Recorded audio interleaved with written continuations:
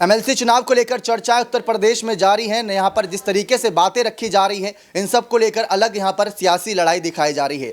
Akhilesh Yadav versus CM Yogi Adityanath. जो अखिलेश यादव बात बात पर यह कह रहे हैं कि हम इनकी सरकार गिरा देंगे, इनकी सरकार को बड़ा झटका देंगे, इनको शिवपाल सिंह यादव का साथ मिला है, और इस दावे में कितनी हकीकत है, अब इस हकीकत का पर्दाफाश होगा एमएलसी चुनाव के जरिए। आपको बता दें, नगर निकाय चुनाव को लेकर भी चर्चाएं ज्यादा जोरों पर है, लोकसभा चुनाव को लेकर भी चर्चाएं हैं, लेकिन एक बार फिर से योगी आदित्यनाथ वर्सेस अखिलेश यादव होने वाला है उत्तर प्रदेश की राजनीति में। क्योंकि अगर बात करें मायावती की पार्टी की, तो वो बिल्कुल बैकफुट पर नजर आ रही है और उनका ज्यादा कामकाज करने का नजरिया भी अब बदलता जा रहा है, यानी परिवर्तन ला रही है अपनी पार्टी में। लेकिन दूसरी तरफ अखिलेश यादव और सीएम योगी आदित्यनाथ एक बार फिर से आमने सामने होंगे, और किस मुद्दे को लेकर आमने सामने होंगे, उसके लिए हमने आपके लिए खास रिपोर्ट तैयार करी है, वो देखें। लेकिन उससे पहले कुछ जानकारी दे दे। पहले नगर निकाय चुनाव जो होने थे वो दिसंबर में होने थे 2022 के, फिर जनवरी में खबरें सामने आई, लेकिन फिर अप्रैल तक टले, और उस समय भी होंगे या नहीं, इस बात को लेकर भी अपने आप में एक सवाल खड़ा हुआ है। लेकिन अब बात सामने आ रही है नगर निकाय चुनाव से यहां पर तमाम मुद्दों के साथ कि कैसे योगी और अखिलेश अगर आमने सामने होंगे तो किसकी जीत होती नजर आएगी। मैनपुरी चुनाव ही तो जीता था, आजमगढ़ रामपुर गवाया था, ये इसकी चर्चा कोई नहीं कर रहा। तो मैनपुरी की चर्चा हर कोई कर रहा है, लेकिन रामपुर आजमगढ़ ऐसे पुराने गढ़ थे अखिलेश यादव के जिनको वो गवाते नजर आए।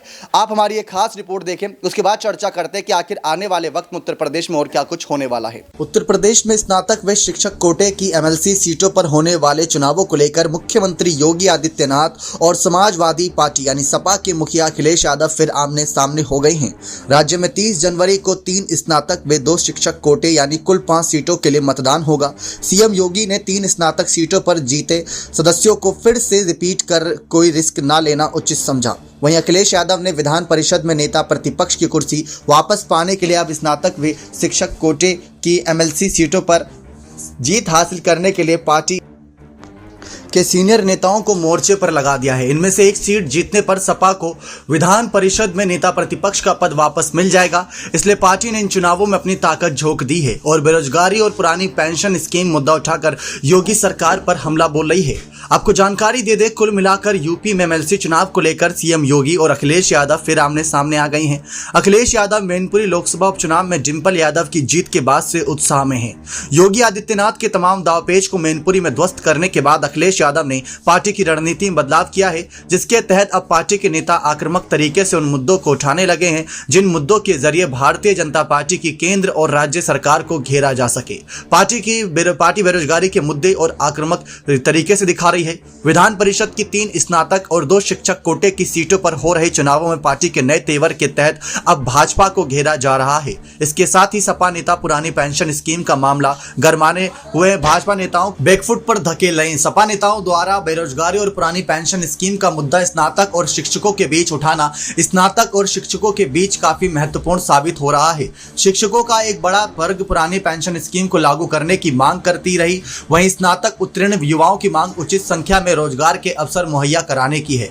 इन दोनों मामलों को सपा नेताओं के उठाए जाने से भाजपा नेता परेशान है। सपा के इस प्रचार का जवाब देने के लिए भाजपा नेता घर घर जाकर मोदी योगी सरकार की योजनाओं के बारे में लोगों को बता रहे हैं। भाजपा के प्रदेश अध्यक्ष भूपेंद्र चौधरी ने विधान परिषद चुनाव की 5 सीटों पर जीत का दावा कर दिया है। वहीं दूसरी तरफ मुख्यमंत्री योगी आदित्यनाथ हर मंडल से पार्टी के सांसद और विधायकों की लखनऊ में बैठक कर अपने संसदीय एवं विधानसभा क्षेत्र में विकास कार्य कराने का प्रस्ताव देने को कर रहे हैं। इसके साथ ही वे जिले में सरकार की योजनाओं को लाभ लेने वाले लाभार्थियों से संपर्क करने पर जोर दे रहे हैं। राज्य में औद्योगिक निवेश लाने के लिए किए जा रहे प्रयासों को जोर शोर से प्रचार कर रहे हैं, ताकि स्नातक व शिक्षक क्षेत्र के वोटरों में यह संदेश दिया जा सके कि योगी सरकार के आने के बाद से राज्य विकास के रास्ते पर चल पड़ा है। इस अभियान के तहत सीएम योगी अगले माह होने वाले ग्लोबल इन्वेस्टर समिट को महत्वपूर्ण बता रहे हैं। दूसरी तरफ Akhilesh Yadav global investor summit को चुनावी प्रोपेगेंडा करार देने में जुटे हुए हैं। अखिलेश का कहना है कि योगी सरकार ग्लोबल इन्वेस्टर्स समिट के जरिए जनता के बीच एक भ्रम फैलाने की कोशिश कर रही है। ग्लोबल इन्वेस्टर्स समिट एक चुनावी प्रोपेगेंडा है जिसके जरिए निवेशकों को धोखा दिया जा रहा है। इन हमलों के जरिए अखिलेश एक बड़े वर्ग को संदेश देने की कोशिश कर रहे हैं। सरकार युवाओं को लेकर कोई बड़ा प्लान बना रही है। अब देखना यह होगा कि एमएलसी चुनाव में योगी और अखिलेश में कौन युवाओं पर भरोसा जीत पाता है। आपको और भी जानकारी दे दें कि यूपी में 100 सीटों वाली विधान परिषद में सपा की अब 9 सीटें हैं, जबकि नेता प्रतिपक्ष का पद पाने के लिए 10 सीटें जरूरी हैं। 12 फरवरी को रिक्त वाली 5 सीटों में 3 भाजपा, 1 शिक्षक दल व 1 निर्दलीय के पास है। इन 5 सीटों पर पार्टी पूरी मुस्तैदी से चुनाव लड़ रही है। प्रदेश अध्यक्ष से लेकर पार्टी के वरिष्ठ नेताओं को जिलेवार चुनाव प्रभारी बना दिया है। इन सीटों पर चुनाव पार्टी कितनी गंभीरता से लड़ रही है, इसका अंदाजा इसी से लगाया जा सकता है कि सपा ने 4-5 महीने पहले ही अपने प्रत्याशी घोषित कर दिए थे।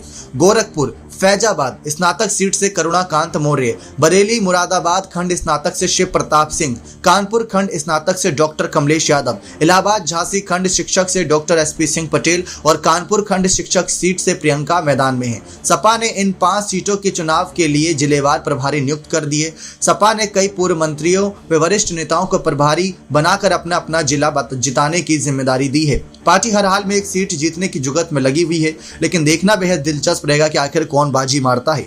तो उत्तर प्रदेश में एमएलसी चुनाव में मुख्यमंत्री योगी आदित्यनाथ और समाजवादी पार्टी के मुखिया अखिलेश यादव आमने सामने होंगे, लेकिन क्या भाजपा और सपा की रणनीति यहां पर काम करती नजर आएगी, ये देखना बेहद ही दिलचस्प रहेगा कि इस बार एमएलसी चुनाव में कौन सी पार्टी बड़ा खेला करती नजर आती है। क्योंकि अगर देखा जाए हाल फिलहाल के चुनावों में तो अखिलेश ने भले ही बाजी मारी हो, लेकिन साल की शुरुआत बड़ी ही ताबड़तोड़ तरीके से योगी आदित्यनाथ ने की थी। तो उत्तर प्रदेश की सियासी सत्ता में एक बार फिर से अखिलेश योगी आमने सामने हैं, लेकिन आपको क्या लगता है कि कौन सी पार्टी यहां पर आगे बाजी मारती नजर आएगी? देखा आप सभी ने एमएलसी चुनाव को लेकर किस तरीके से तैयारियां जोरों पर है, लेकिन साथ ही साथ यहां पर दोनों ही संगठन इस बात को लेकर ही पूरा फोकस कर रहे हैं कि इस बार जमीनी स्तर पर उनकी पार्टी कमजोर नजर आए। इस बार अभी कुछ ही दिनों पहले खबरें सामने आई थी कि लोकसभा चुनाव को लेकर अखिलेश यादव की कुछ ताबड़तोड़ रैलियां भी होंगी, लगभग हर घर तक पहुंचने की कोशिश रहेगी, क्षेत्रों तक पहुंचेंगे। योगी आदित्यनाथ की पकड़ वैसी मजबूत नजर आ रही है। तो इन सबसे अलग यहां पर तमाम राजनीतिक मुद्दों को भी आगे रखा जाएगा कि कैसे राजनीतिक तौर पर यहां पर संगठन मजबूत नजर आए। इन सबसे अलग यहां पर देखने को मिलेगा